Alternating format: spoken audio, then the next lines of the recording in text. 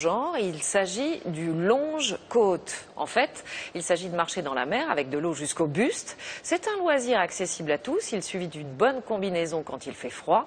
Et ça fait tout travailler les muscles, le cœur, tout en étant au grand air. Reportage à Bray-Dunes, dans le Nord. Nabila Tabouri, Nathalie Dubose. Un thermomètre qui peine à dépasser les 10 degrés, un ciel bien bas. À Bray-Dunes, on pourrait croire que les seuls courageux à s'aventurer dans l'eau sont les pêcheurs de crevettes. Ce serait sous-estimer la détermination de ces sportifs d'un nouveau genre. Ils ont entre 45 et 70 ans, qu'il pleuve, qu'il vente ou qu'il neige, tous sont prêts à se tremper pour une séance de longe-côte. On va normalement partir contre le courant. Car pas question de faire trempette, la séance va durer près d'1 heure et demie. Elle est bonne, ça va.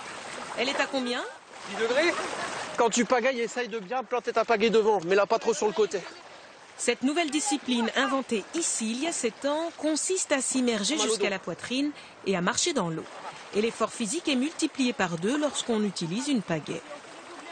Le fait d'avoir de l'eau jusqu'à hauteur de poitrine nous permet de nous appuyer sur l'eau dans l'effort et de soulager ainsi les lombaires pour ne pas traumatiser les gens. Voilà, donc c'est un équilibre. Autre règle, être toujours en groupe et en file indienne, question de sécurité. À la tête du peloton, chacun se relaie pour fendre l'eau et faciliter ainsi l'avancée de la colonne. C'est comme en cyclisme, hein, c'est celui qui prend les courants, celui qui prend le vent, donc il est toujours le moins abrité de l'équipe. Donc c'est pour ça que les relais sont généralement courts, à 30 à 40 secondes, avant de décrocher. À la pêche, moule, je ne veux plus. Même après 1 kilomètre de marche et d'effort, leur enthousiasme n'est en rien douché. On est comme tous les galériens, on rame. Pourquoi vous venez, vous? Le bon air, la mer, l'effort, les copains. J'ai mon genou et mon quadriceps qui ne fonctionnent pas. Donc avec l'eau, ça m'aide.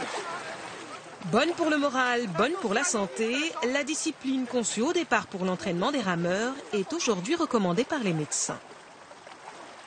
Elle se fait en semi-immersion sur un sol souple, donc elle protège les articulations. Après, il y a tout un effet aussi bénéfique de ce sport sur le retour veineux.